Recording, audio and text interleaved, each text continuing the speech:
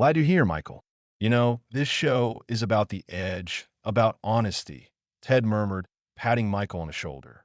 His palm was heavy, lingering too long, and Michael felt the muscles in his neck tense. Ted stepped back, his smile professionally polished, but his eyes remained cold, assessing. Listen, I know you're getting into directing, cool. But honestly, Michael, he emphasized the name with an ironic familiarity. When I see a black guy behind the camera, I don't see Kubrick. I see a basketball coach who walked into the wrong room. Just kidding, buddy. Just don't get too intellectual. Be yourself. Be Killmonger. The audience loves it when you're angry. Ted's laughter was sharp, like shattering glass. Michael felt a cold sweat run down his back. The words pierced him like microscopic needles. Don't see Kubrick, basketball coach. Be Killmonger.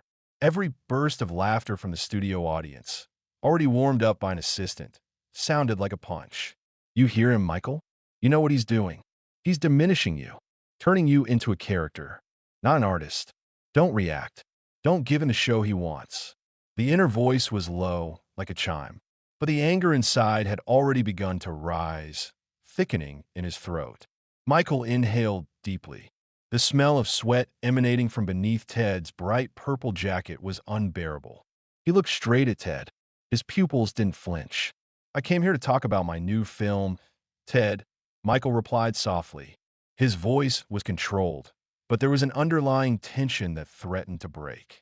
Not about my past roles or hypothetical sports careers. Let's keep it to the film. Ted's smile flickered, a momentary break in his practiced composure, before he slapped Michael's knee one more time. Feisty. I love it. The camera's going to eat that up. Stay right there. The tension in the air was palpable, thick with unspoken aggression. Michael watched Ted walk away, the neon lighting reflecting off the polished floor. The subtle tremor in Michael's hands, hidden in his lap, was the only physical evidence of the psychological shock he had just endured. Michael had been navigating this landscape for 2 decades.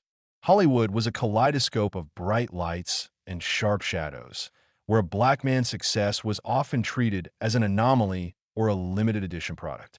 His world was a constant, dynamic negotiation between his artistic ambition and the narrow role society expected him to fill. He was an established actor, now a director, running his own production company, Outlier Society. His daily routine was a blur of early morning script reads, late-night editing sessions, and mandatory public appearances like this one. This wasn't just a job. It was a mission to shift the narrative, to create space for others who looked like him. He thought back to the meeting with his agent, Mark, earlier that day. The ratings for The Late Night Edge are huge, Mike. You have to go. Mark had insisted, pacing his sleek, minimalist office. Ted Barnes is a viper, Mark. He specializes in subtle character assassination. He'll pivot the discussion from my film to some reductive debate about black masculinity or diversity quotas, Michael had countered, running a hand through his hair. So pivot back. This is your chance to control the narrative. We need this exposure for the box office. You're a professional. You're smarter than him. Just give him his sound bites and get out. Remember, smile, be charming, avoid the bait.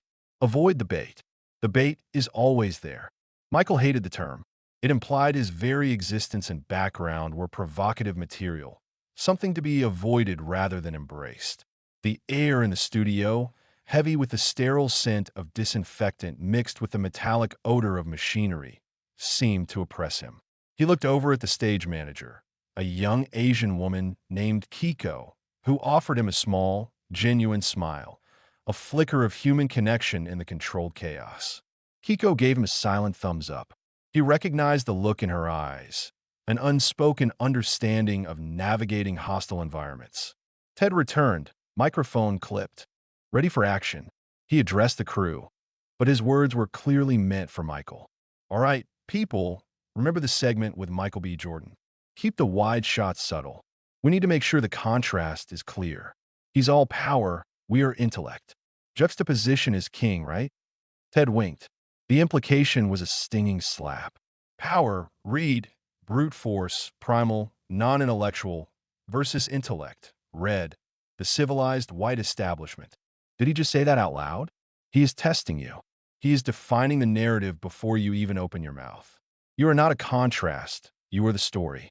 Michael took a deliberate sip of water. The plastic cup felt flimsy in his hand. He was tempted to crush it. Instead, he forced a casual, almost bored expression. The opening credits rolled. The theme music, a bombastic, jazz-infused track, vibrated through the floor. Ted turned to Michael, the fake smile locked in place. "Showtime, champ," Ted said. "Always," Michael replied, the single word carrying the weight of years of silent resistance. The interview started innocently enough, discussing the budget, the action sequences, and the box office predictions for his new directorial debut. But the rhythm soon changed. Ted, leaning back, crossed his legs, his posture radiating condescension. So, the film is about a young man from the inner city overcoming adversity. A classic, important narrative, Michael. But, let's be honest, how many times can Hollywood tell the story of a black kid fighting the system before it becomes a cliché? The question hung in the air, heavy and loaded. The audience's polite chuckle was a muted confirmation of Ted's implicit judgment. Michael felt the telltale tightening in his chest. My story, my experience, the systemic fight for equality is a cliché to him. He's not asking a question. He's issuing a verdict. Michael's voice remained steady. "Ted, the universality of a story isn't defined by the race of its protagonist. It's defined by the truth in the struggle. This film is about dignity, about seeing yourself reflected in the power structure. That's a story that hasn't been told enough by those who actually live it." Ted cut him off with a dismissive wave. Right, dignity, important. But let's move past the heavy stuff, Michael. I mean, you're an American heartthrob. You're Michael B. Jordan. Speaking of which, I have to ask the question everyone's thinking. The real question. Ted leaned forward, his eyes twinkling with calculated malice. Did you ever resent the bee? Did you ever think, man, if only I didn't have to share a name with that other guy, the GOAT, Michael J. Jordan, maybe the path would have been easier? Less comparison, less pressure to be the best black guy in the room. The camera zoomed in. Michael felt the heat of the studio lights intensify. The question was a perfect, tailored microaggression. It simultaneously minimized his identity, and boxed him into the stereotype of an athlete forced to compete against another black icon. Michael felt a light tremor in his hands. He smelled the faint odor of burned sugar from the caterer's table backstage. He wanted to rage, to ask Ted if he ever resented his own mediocrity, but he held back. Breathe. Control. If you explode, he wins. He gets his angry black man narrative. You must answer with dignity, not rage. "Ted," Michael began, his voice dropping slightly, "I don't resent the B. The B stands for bakery. It's Swahili. It means noble promise. It's a name my mother gave me. It has nothing to do with basketball. It has everything to do with who I am and the promise I intend to keep." He paused, letting the silence stretch, forcing Ted to meet his gaze. "And to be clear, I'm not in a competition with anyone other than my past self. I'm simply building the table I want to eat at, and I'm inviting others to join me." Ted's forced laugh was brittle. "Well said, Michael. Very poetic. But, my viewers, they just want to see the punch, not the poetry. That's what sells." The segment continued, punctuated by Ted's persistent interruptions and reductive comments. He dismissed Michael's notes on the film's complex cinematography, attributing the visual style to good luck. When Michael mentioned his passion for mentoring young filmmakers, Ted joked, "Is that like a pro bono diversity quota thing? Or do you actually teach them how to act?" Michael felt the accumulated weight of the microaggressions pressing down on him. His throat was dry. He was tired of performing, tired of smiling through the humiliation. The shadows cast by the boom mics seemed to elongate, turning the studio into a cage. The final commercial break arrived. Ted leaned back, seemingly pleased with his performance, wiping his brow with a silk handkerchief. "Great stuff, Mike. We'll wrap up with the controversial question after the break. You'll love this one. It's about why black directors only make films about struggle." Ted chuckled, oblivious to the volcano he was prodding. Michael looked at the monitor, showing his own reflection. His eyes were tired, but beneath the fatigue, a spark ignited. "Enough." The fear of being perceived as difficult or angry had kept him silent for too long. He realized that Ted's goal was not to interview him, but to diminish him, to use his struggle for ratings. His silent endurance had become complicity. No more. You want a show? I'll give him one. But it won't be the performance he wrote for me. It will be the one I write for myself. The B stands for bakery. Noble promise. I have to honor that. A quiet, profound sense of resolve settled over him. His breathing, which had been shallow and quick, deepened. The cold tension in his muscles was replaced by a warm, focused energy. He was no longer trying to manage Ted's perception. He was defining his own reality. He leaned forward, placing his elbows on his knees. He looked past the monitors, past the audience, toward Kiko, the stage manager, who was giving him the 30-second warning. He met her eyes and nodded slowly, deliberately. This nod wasn't about the clock. It was a commitment to action. When the music swelled for the final segment, Michael had shifted. His posture was erect, his gaze unwavering, no longer defensive but challenging. Ted launched into his final, prepared question, his tone overtly condescending. Michael, with all the opportunities you have, why do you focus on the struggle? Why not just make a big, fun blockbuster that lets people escape, instead of reminding them of the problems you insist on pointing out? The question was the ultimate dismissal of his life's work. Michael didn't pause. He didn't raise his voice. He simply met Ted's eyes, the heat of his gaze a visible pressure in the studio. Ted, Michael said, his voice calm, clear, and resonant, I don't insist on pointing out problems. I insist on telling the truth. And my truth, the truth of millions of people who look like me, is that dignity is not an escape. It is a fight. And sometimes, the most revolutionary blockbuster you can make is one that simply shows the complexity and humanity of a group you and your viewers have decided is a cliché or a problem. He held the silence, letting the weight of his words settle on the studio. He felt a sudden, exhilarating sense of freedom. He had crossed the line from passive guest to active participant in his own narrative. The psychological pressure was still there, but now he was pushing back. The bell has rung. The fight has started. And I am not going to be Killmonger. I'm going to be Michael B. Jordan. The air crackled. The stage was set for the conflict to escalate. He was prepared to sacrifice comfort for principle, silence for truth. The final moment of the show, and the second part of the story, would be his to control. Right, Michael. Dignity is a fight, Ted repeated, his voice dripping with mock seriousness. And that's where we circle back to the numbers, isn't it? Because in Hollywood, the biggest fight is for the dollar. And your fight for dignity, as you call it, historically doesn't translate to international box office muscle. Let's be frank. You are an outlier, Michael. 1 in a million. Do you believe your success is really about merit? Or is it the system finally capitulating to a very necessary, very public quota? A gesture. The question wasn't just an insinuation. It was a psychological weapon aimed at the heart of Michael's professional pride. The air suddenly felt stale and thin, pressing on his chest. He could taste the bitterness of the coffee on his tongue. He saw Kiko, the stage manager, looking down, avoiding eye contact, a clear sign that Ted had crossed a line that even the crew felt. He's using the word quota. He's erasing 2 decades of sacrifice, sweat, and strategic brilliance. He's trying to poison the well, making every future achievement look like a handout. Don't deny the quota, redefine the power. Michael's jaw was tight. He leaned slightly into the microphone. Ted, the idea of a quota only exists in the minds of those who see equality as a threat to their dominance, not as an opportunity for expansion.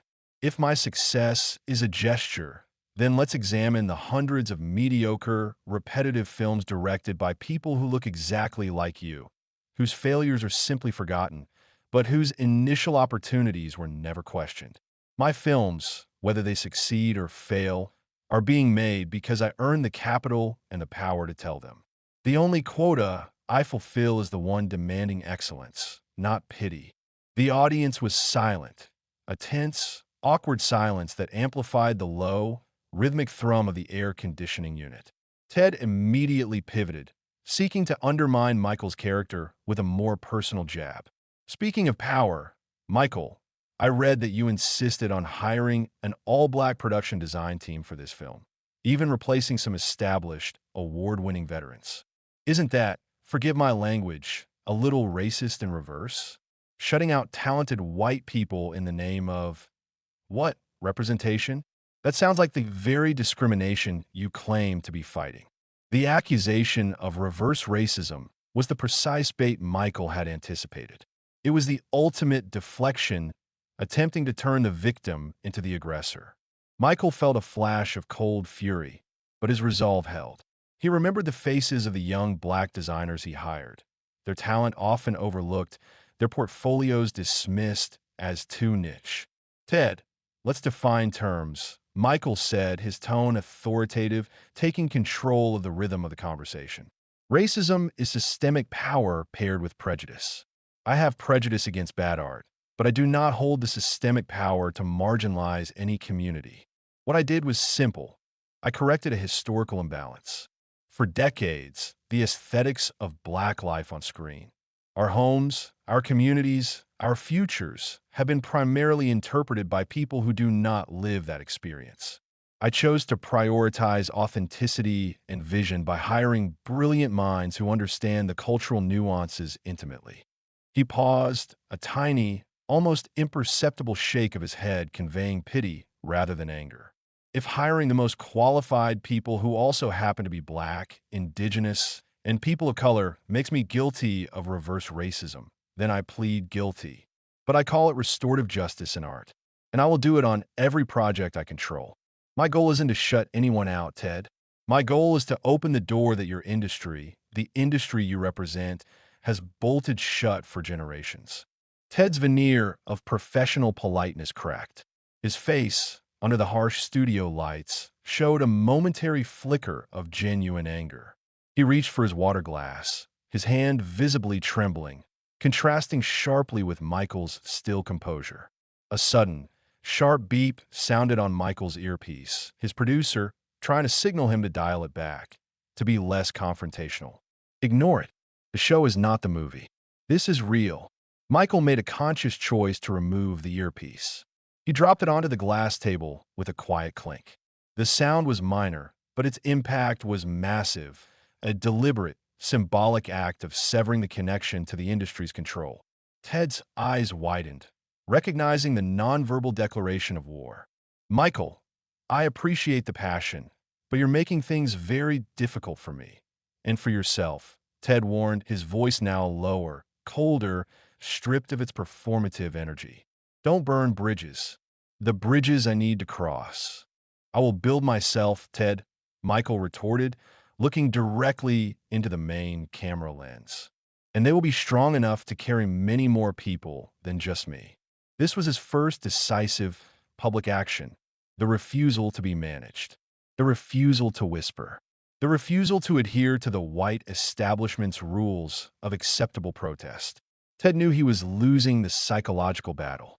Michael had turned the interview from a promotional stop into an impromptu debate on systemic racism, and the audience was captivated by the raw honesty. Ted went for the ultimate low blow, the personal attack veiled as concern. Michael, let's talk about the cost of this fight. You're a father, right? A successful one. But you've also been very public about the need to protect your family, specifically your young son. Do you ever worry that your aggressive political stance, your restorative justice agenda, isn't just going to put a target on your back, but on his? That you're forcing a burden of struggle onto him that your success should have shielded him from? Is this fight truly for dignity, or is it a little bit of ego, trying to prove you're more than just an actor? The studio lights seemed to dim slightly, as if the very air was absorbing the malignancy of the question. Michael felt a sudden, sharp intake of breath. The mention of his son, a shield he held sacred, was a vicious assault.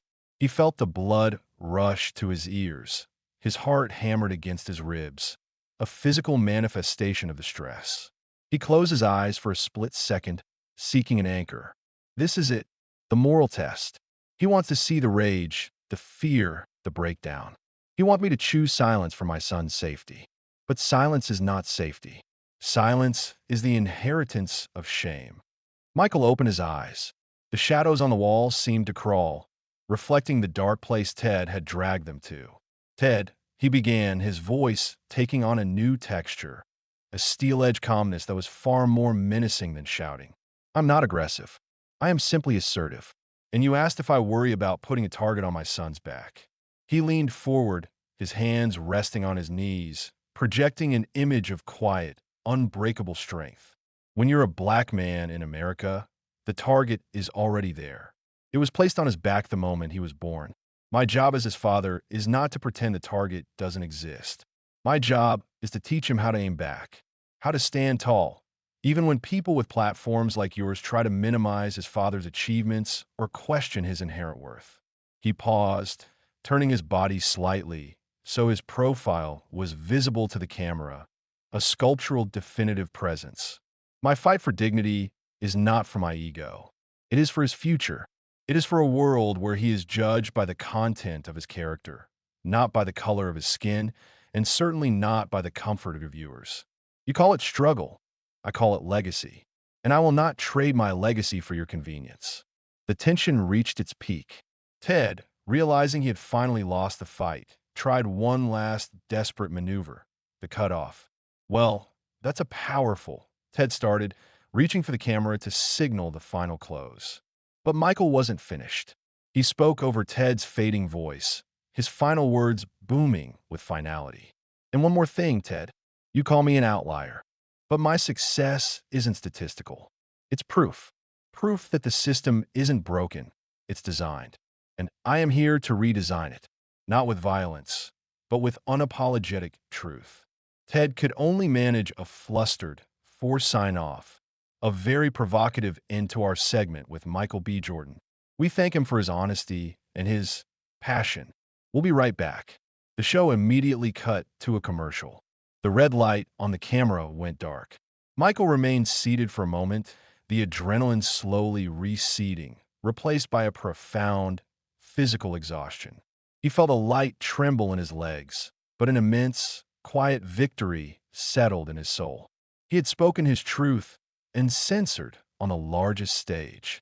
The cost would be high, but his dignity remained intact.